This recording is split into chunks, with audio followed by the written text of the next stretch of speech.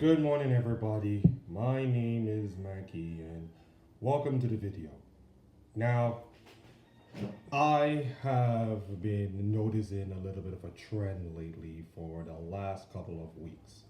Now, first of all, I'm going to say this. I am proud of the videos that I've done. I'm proud of the quality that I've done, and I'm proud of many of you of subscribing and liking and commenting on some of the videos that I've done.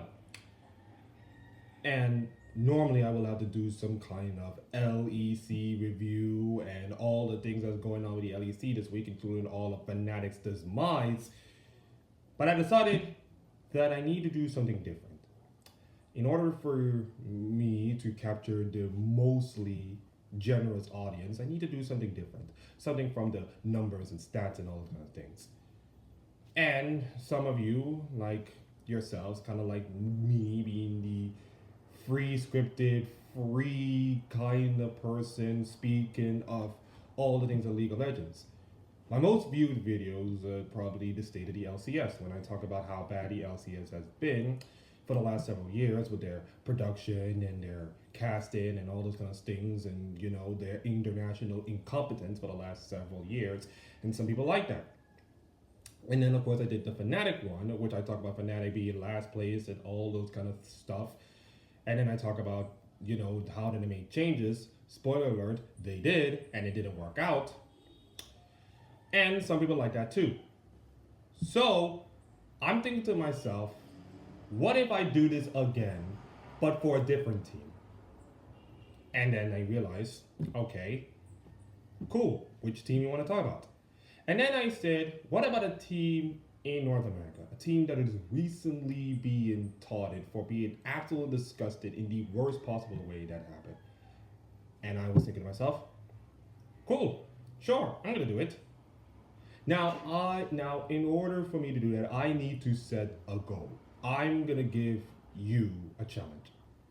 If this video gets, let's say, 200 likes, then I will continue my style of videoing, my freelancing, all those kind of videos, that kind of thing. If we don't, I will still keep doing it until I get my 200 likes. So either this video gets 200 likes and probably two or more subscribers, or I'll still keep on doing it and let the algorithm speak for themselves. Either way is a win-win. So at the time of this video being published and being released, Evil Geniuses will be playing Immortals, 100 Thieves, and Team Liquid. Basically, three teams that have been, let's just say, underperforming, to say the least. I think Immortals have been underperforming as usual, but 100 Thieves and Team Liquid basically underperforming, especially with the players that they have. Evil Geniuses are already locked in the playoffs. They're in the top three, and the way FlyQuest and Cloud9 are looking, I think they're probably going to stay there. And remember, first and second will get you a bye. Fourth, third to sixth will get you into the early part of the playoffs. And then if you win a couple of games, being the top two, you get to go to MSI, which is the new spangled format of MSI. And the way that the Evil Geniuses are doing right now, I said they are great. If they manage to win all three of their games, they will match their win total for the entirety of a split, which is the 18 game split, of course, record. Not the 27 game split record. I'm going to mention about that later. And Evil Geniuses are doing this with a pretty good, solid lineup. In the top lane is Someday. In the jungle is Inspired, who's the MVP by you. Middle lane is Jojo Pin. Bot lane is Vulcan. And the AD carry is FBI. Two of those players that I've already mentioned, Someday and FBI, played for 100 Thieves a couple of years ago. En route to their, let's just call it, 3 pretty disappointed finals appearances. Good finals appearances nonetheless. Okay, fine, alright. They even won a championship back in 2020, but I'm going to say disappointed because that 2020 championship was taking place in the pandemic in an empty arena, so yeah. No knock on 100 Thieves, but it was kind of jarring to me.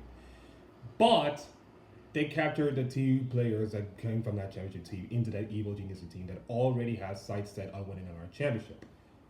Which, if you're an Evil Geniuses fan, you're great. You're happy. You're being relieved. But then, of course, there's things that have creeped under you.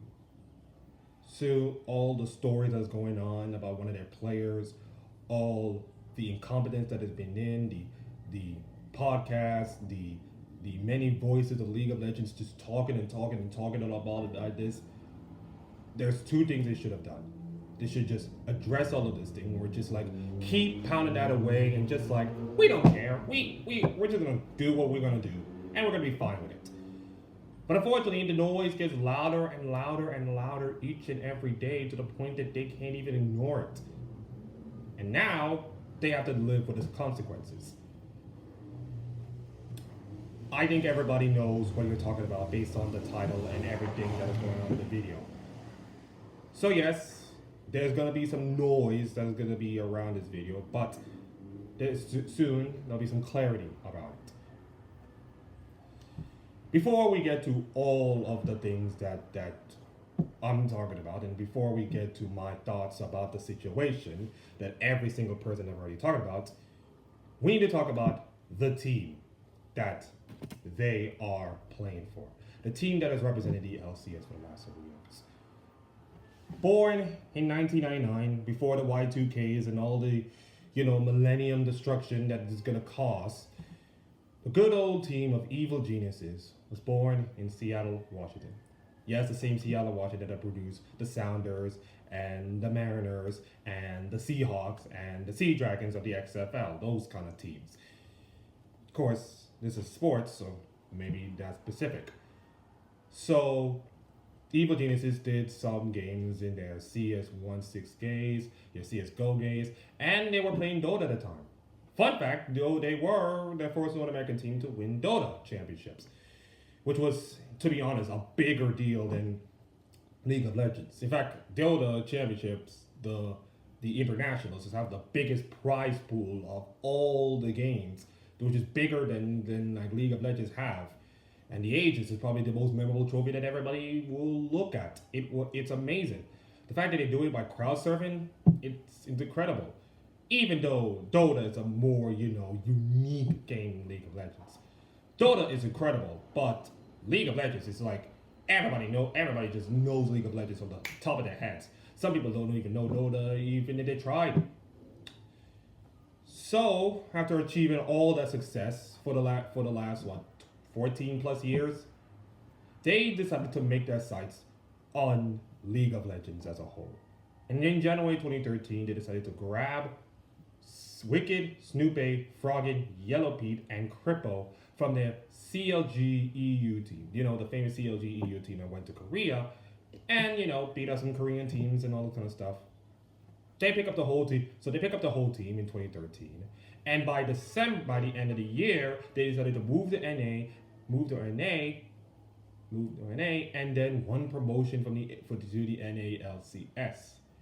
Unfortunately, they lose two of their players at that time to build their organization called Alliance, which is also a team that is playing into the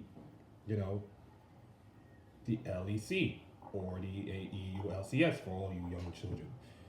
In fact, they even moved their European team, Evil Geniuses, to the NLCS in that time. The following year in the LCS, they finished 19-37 and have to win both promotional series to even stay there. Which, in the grand scheme of things, is not great, but hey, you're a new team, so who cares? Maybe you might do something here. Unfortunately, a year later, in November 21st, 2015, Riot Games, the same Riot Games, decided to institute the Good Game Agency so that LCS teams cannot even brand themselves. It's not the fact that now they can do their branding and all this content and all those kind of things, but back in 2015, they can't even do that.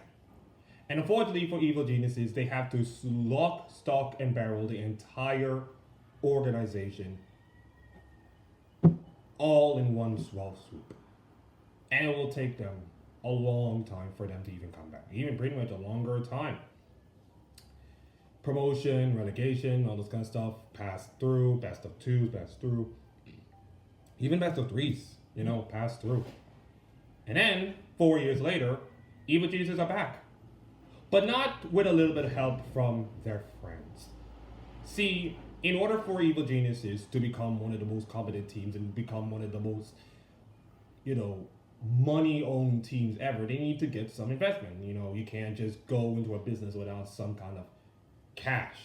So, in 2019, Peak Six Investments from Chicago, a financial institution from Chicago, decided to invest their team in Evil Geniuses. They poured all their money into the Evil Geniuses. And under new management, they decided that, hey, we're going to be playing in the LCS again. And they did. Unfortunately, Rick Fox's Echoes Fox have to be the one that'll be pushed away. And I think there are more reasons why Echo Fox did that. Most of them racial and all this kind of stuff. But hey, Echo Fox left. They're gone. And on September 26, 2019, Evil Geniuses are reborn and into the brand new Spanklin LCS franchising. Yay. Now, Evil Geniuses started off the 2020 season in their first year back at the LCS with some players that some people know. Svenskeren, Jizuke, Bang, Golden Glue, Ignar, and Impact. The last player was the only remaining member for that team. But of course, every League of Legends, old League of Legends, is supposed to know these guys. Golden Jizuke came from the 2018 Vitality team that made it to Worlds and even beat Gen G. Bang is an incredible mid laner, and even Ignar is a decent support. Now, of course, I don't know much of the history about League of Legends and some of the players, but I think from the way I see these players, there are pretty decent players, and people and many League of Legends players knows about it. The team finished 10-8 in 2020, which is of course the same year when the pandemic kind of destroyed all sense of life and humanity as we all know it. Thank you, COVID. And then of course made playoffs for the first time ever. Which if you're Evil Geniuses fans, you must be thinking, hooray! We made playoffs, incredible, wonderful job. Fortunately, they lost to FlyQuest. And no, not the FlyQuest team with Prince and Vickland there, not this year's FlyQuest team. This FlyQuest team had the following names: Centaurin, Power of Evil, Jose Dodo, and of course a few months later, Licorice. And of course they made it to Worlds that year. That year. And even lost in the finals to TSM, the team that had Donald and Bjergsen in it. But of course this is all talking about the Evil Geniuses right now. 10-8, made playoffs. That's not bad. First year was incredible. Unfortunately, the following split, the summer split, they made the inverse, 8-10, and lost to C9, which had the Blabber as a rookie back then, the same C9 team that dominated the spring split, but can't even make themselves even to Worlds. In fact, they lost 3-0 and missed out on Worlds altogether completely.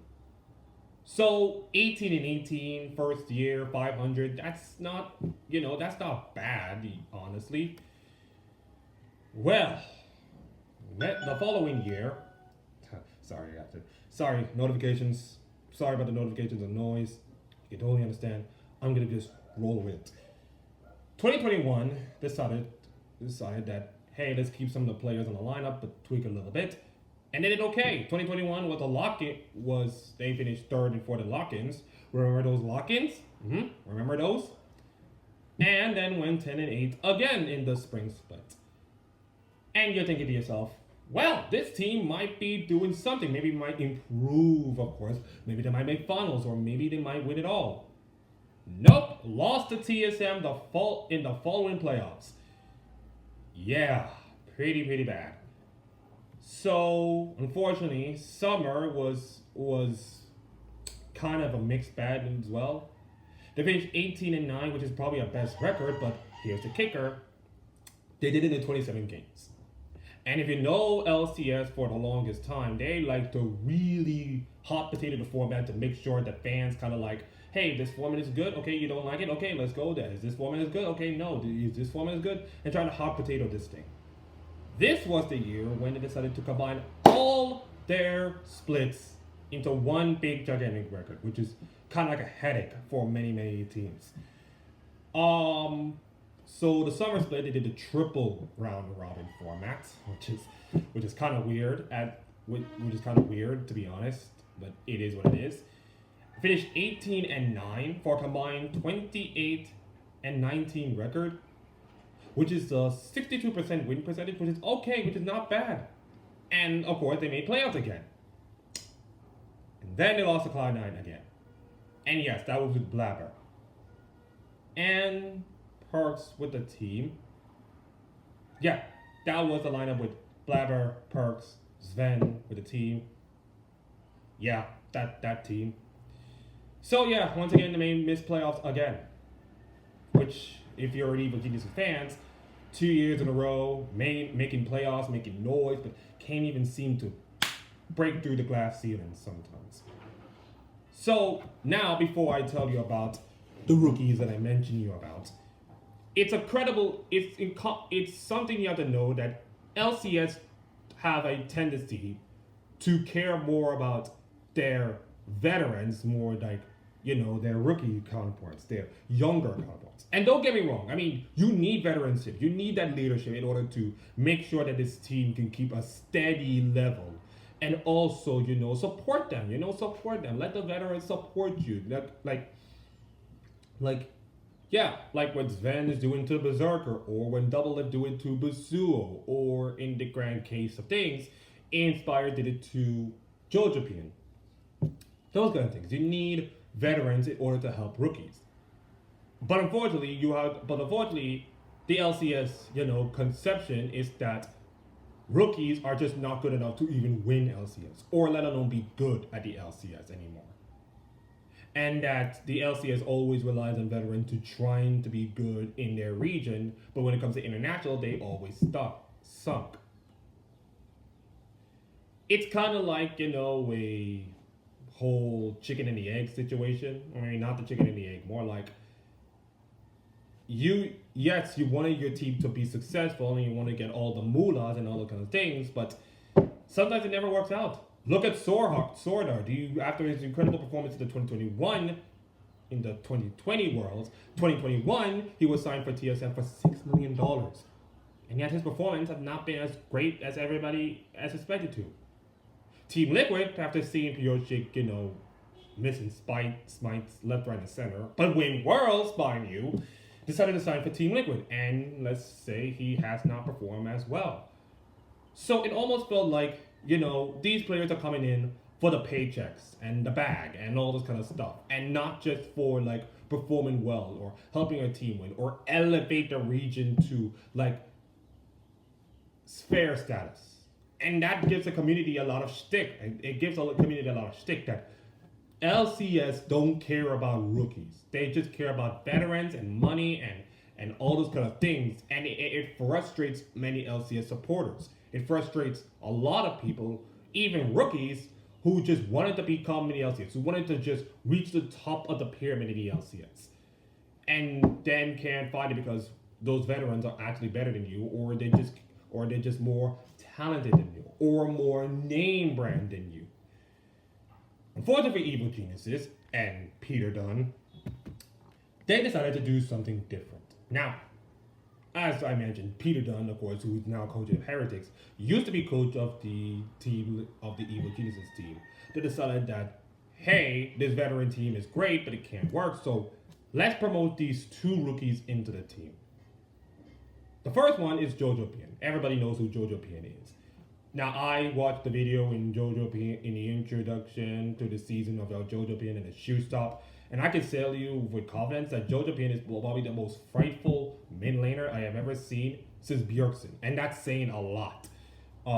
He's cool, he's cocky, he could be a little abrasive, but that's the thing. That's why many people love him. He can talk the talk, but most of the time, some of the times, he can walk the walk as well. And even when he gets absolutely beaten and get criticized by it, people still love him. I think he's the first great rookie mid laner since High back in season 1, which is saying something. Which is absolutely saying something about the direction the LCS has gone. And by the way, if you haven't noticed, that this year was the 10th anniversary of the league. And of course, we're celebrating Darius and Double Lift and Bjergsen and Wall Turtle and all those kind of things. But unfortunately, the LCS have to realize they gotta move on from them. The kids that they have in the academy, these are the new generation. And Jojo Pian is leading them. He is leading the revolution, which for your LCS fans, it's great. It may be hurtful for some of you, but it's great.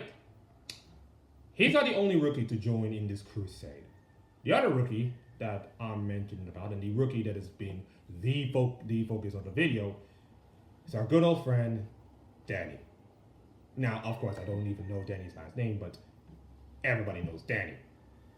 I know Danny. And even though I'm not even watching LCS at that time, I know Danny for a few short highlights, for a few short clips, but my God, this guy's incredible.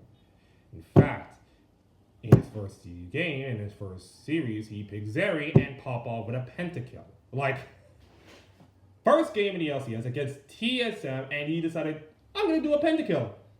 Like, yeah, Zeri is broken, to be honest, and she needs to be nerfed to the ground, but the fact that his incredible presence, his dog, his incredible attitude, the way they feed into him and make him become an absolute superstar, it's incredible. It is incredible. You know, that they actually trusted these two players. And they made it work.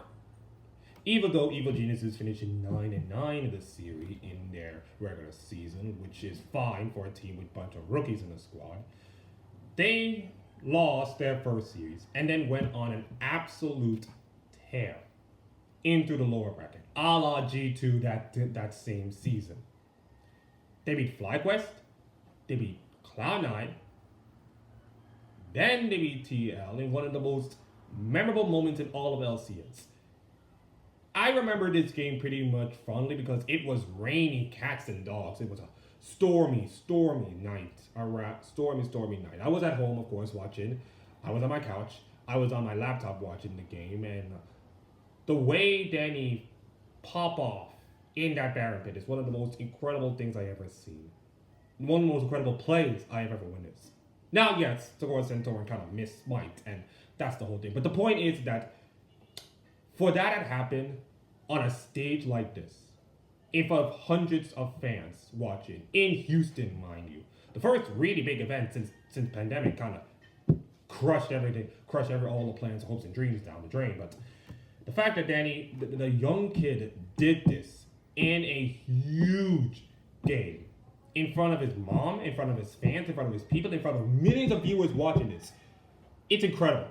And in front of many streamers who, play LCS for a long time.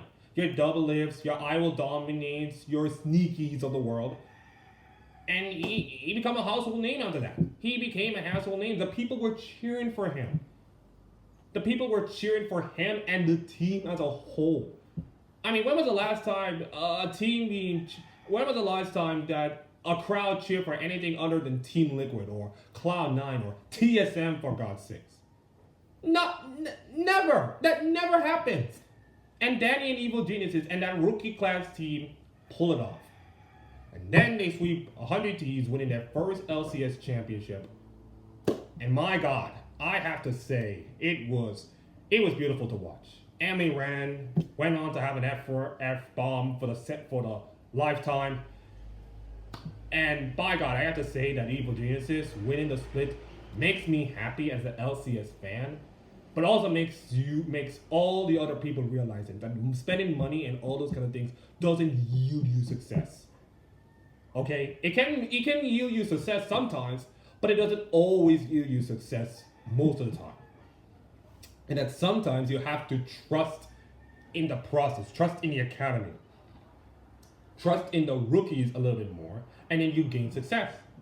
Maybe they might not work, maybe they do, but seeing Evil Geniuses, seeing the team giving faith to both of those rookies, to both Jojo Pin and Danny, and seeing them standing there, holding the trophy, wearing their t-shirts, it's the most fascinating, incredible moment ever. Alright? The fact they're putting more faith in them, it's something to behold, and it's something to be admired, and something that many people, LCS, and many fans of League of Legends should just look at and say, if these teams can do it with rookies, why can't our team do it? And that's incredible. Unfortunately for Evil Geniuses, reality has to bite them in the dog butt. go through there. They lost to RNG in the semifinals. They did make it out, but they lost to RNG in a best of five matchup in Busan, and lost out. But then again, of course, RNG were like a two-time MSI champions, so losing them, it's not the worst thing, you know. The fact that Jojo Bien has now come from Academy to winning LCS to being top 4, including Danny himself, it's incredible. The whole spring was incredible. It was an incredible spring for the team, incredible spring for the organization. It was incredible every which way. But unfortunately, there is some, stuff underground that has been seeping down the surface that some of the players, some of the fans, and some of the people don't even know about it. And little do they know it, that thing will soon bubble it up into the surface right now. And they're going to have a rude awakening. Before that, Summer. 15-3. Impressive record. Best record in the LCS, but if you watch some of the games, Danny has not been performing well. He's been kind of off lately. Now, the way they the way they went in and all that kind of stuff, you could just say, okay, they've done well, but that doesn't speak to how bad the bot lane was. The bot lane that was so good in the LCS kind of fell off just a bit. And if you're evil geniuses, you must be thinking to yourself, okay, surely we have to replace something in the bot lane to make sure that our team and our best players should be healthy and well to going into the playoffs and all stuff. But some management say no about that. Yeah, really? But hey, you know what? Danny just come back and everything will be fine. I mean, hey, look, they made playoffs again.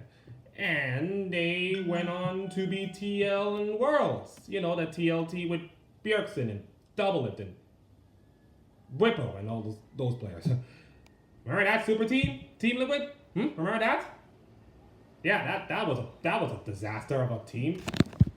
So, of course, they won. They made Worlds. And Danny was crying in the stage.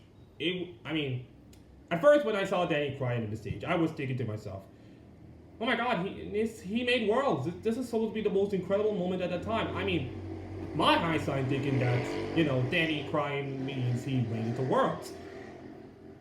But, unfortunately, there is another side to all of this. That, unfortunately, the mental aspect of him can get to so many people, to get to so many players, that some people can handle it, some people don't. And unfortunately for Danny, he can't handle that. He can't handle the pressure. He can't handle all of that. And unfortunately, the moment Danny walked out of stage, the moment that Danny left the LCS stage, and probably gaming, and professionally, for good. Danny's crying against Team Liquid winning and then walk off the stage was the last time we ever seen Danny on professional LCS stage. And that was around August, if I can remember. Maybe September, but it's around the summer, late summer, early fall. Of course, they had to replace their AD carry at the time. So in came Skakori from Turkey, and he did fine. He did absolutely fine in that series, eventually losing to 100 Thieves, and then seeing, they getting beaten by, Cloud9, FBI someday, those players losing to Cloud9. Eventually, that defeat means they have to play the play-in stage in Mexico with Kakoi and Jojo Bien and the whole team. They did make it to groups by beating Mad Lions, becoming the first ever NA team to make it into the group stage, and the first NA team to beat EU in a best-of-5 series, Rift rivals excluded. For me and for North American fans, this is a huge moment. Losing to China and Korea, especially JDG and Dalmakia kind of sucks. But hey, at least you beat Europe, which is something you can celebrate that. They sadly finished 1-5. Their one win, of course, against G2, which was an incredible moment for Inspire because he had never beaten G2 in his career with Rogue or with Evil Geniuses. So that was incredible. That was an incredible moment for him and the whole North American fans. So, yeah. And then, of course, Evil Geniuses decided to make some changes. Impact is gone. He's gone to FlyQuest, and he's done amazing work for them. And, of course, Danny, and mostly Kakoi, was never re-signed. Kakoi going to the LFL, which means they have to replace two of their players. In came FBI, and in came Sunday to the team. Then, of course, the new coach comes in. Peter Dunn left to go Heretics. And Evil Geniuses are, flying well, 10-3 with 10-5, doing decently well, making playoffs again. Probably could make a run to MSI, or probably make a run to like an LCS title again, and probably win the whole thing again. But even then, if you're an Evil Geniuses fan, consider last year has been a pretty if. I said the fact that Evil Geniuses are now becoming a playoff team, a staple playoff team, and a championship contender each and every split could be absolutely happy for you. But then,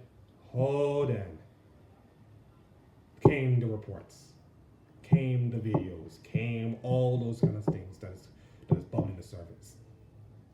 There is a report on the Medium that I'm going to put in the description about those kind of things. And I'm not going to go into detail about it. Of course, Doran has a detail about it. David Blake, don't know his name, but Richard Lewis did an article about it. Many people did an article about it. Marks even do a blame game about it.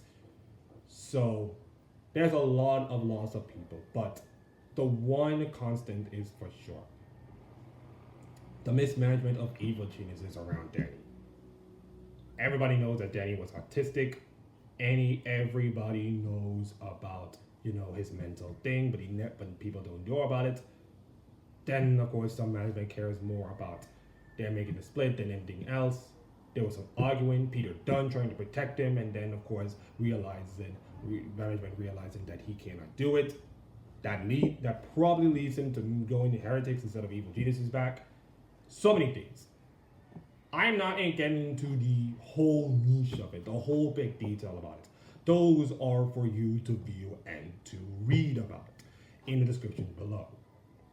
But I'm going to say something about the Danny situation in my own words.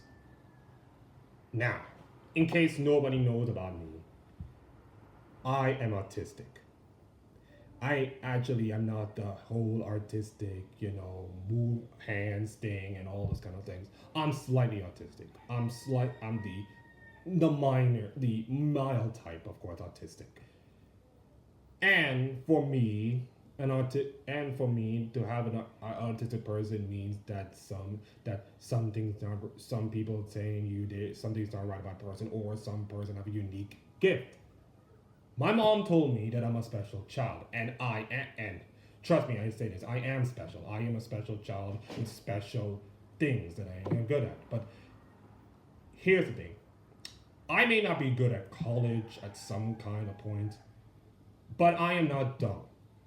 I see things that disgust me, that irritates me, that really grinds my gears, sometimes. And the way Evil Geniuses management treated Danny like he's Andy's toy from Toy Story hurts me to the core. Really hurts me to the core. There's a saying that goes, evil begins when you begin to treat things as people. Sorry, let me just rephrase the whole thing again. Evil begins when you begin to treat people as things. And that is exactly what Evil Geniuses did to Danny. And as an autistic person, I am hurt. I am hurt, I am angry, I am disgusted, I am appalled about this. Danny is now living his life as a streamer, thank God, and he's healthy, and if he wants to come back to League of Legends, by all means, sure. And if he doesn't, and if he's going to live his life with his mother and his sister and all those kinds of things, in Hawaii of all places, that's fine by me. But I'm going to tell you, Evil Geniuses, Evil Geniuses management, you should be ashamed of yourselves. You, Evil Geniuses management, I don't care what your names are, I don't care who your faces are, I don't care if you're involved in this situation or not. You, organization, should be ashamed of yourselves, Your family should be ashamed of themselves. Your children should be ashamed of themselves. How can you do this to a 19-year-old like that? Huh?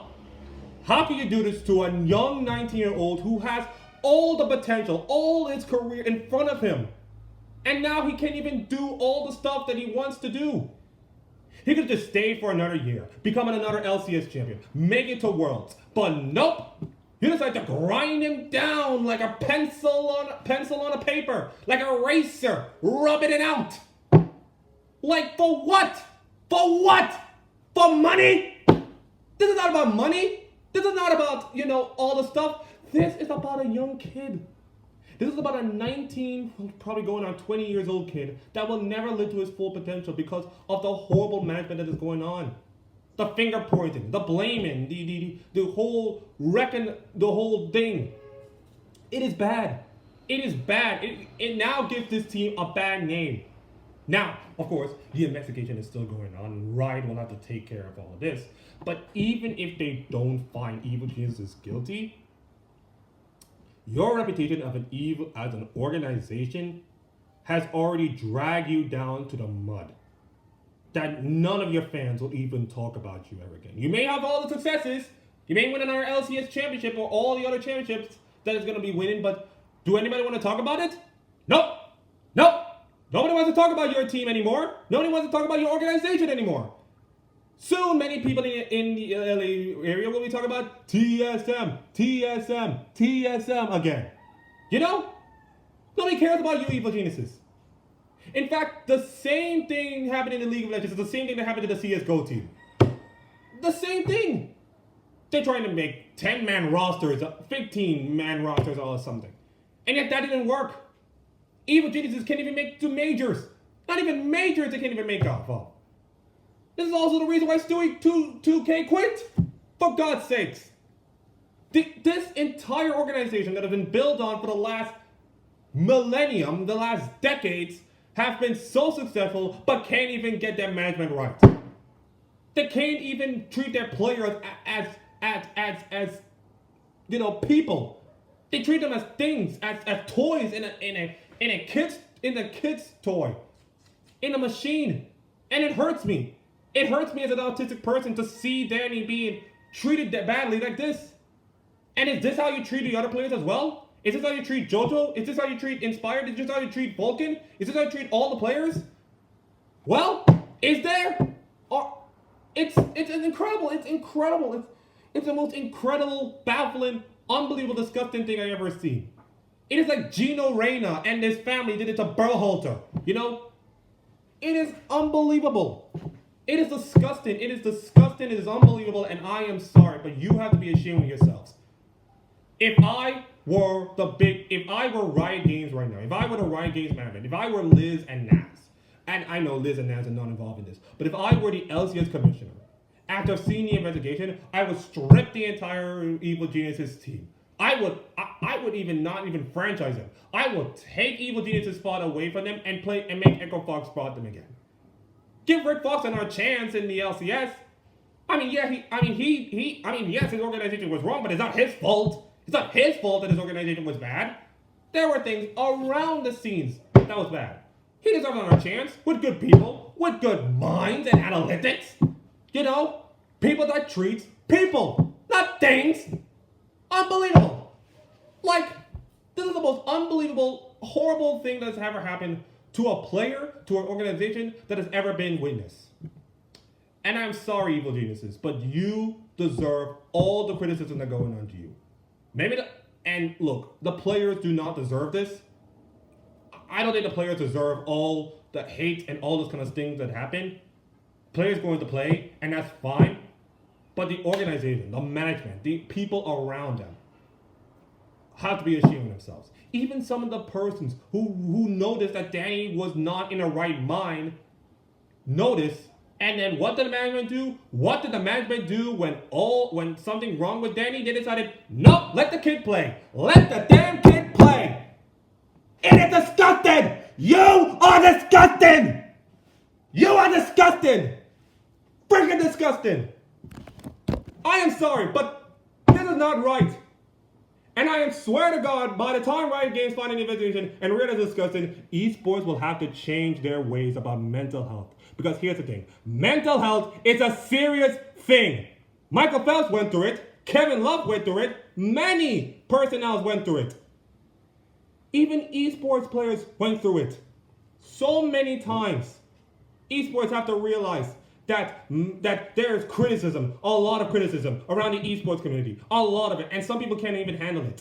Mental health, it's something that needs to be taken seriously in esports and every single business organization across the world. Okay? It is okay to not be okay. It is okay to not be okay. Okay? Okay? And here's the thing about this. Evil Geniuses will go 3-0 into their week. And they're going to go to the playoffs. And they're probably going to win another split. And Danny will be streaming out his hometown in Hawaii, cheering his team on like he always do. Because this was his team that he grew up with. This is a team that he won, that he got 3 pentakills with. Which is the same, which he did it in 1.5 years. This Van have his entire career. And he's not playing support.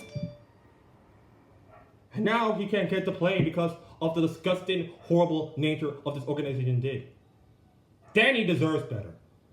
Danny deserves better. He deserves an organization that needs to be treated with love and respect and admiration.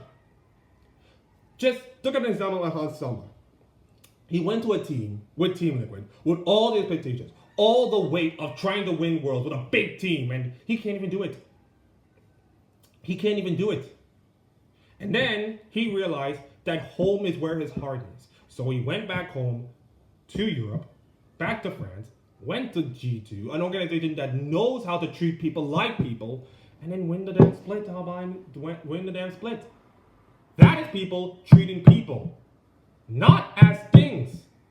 And I think Evil Geniuses should have known that, and if this situation would have been fixed a couple of years ago, none of this would have happened. None of this.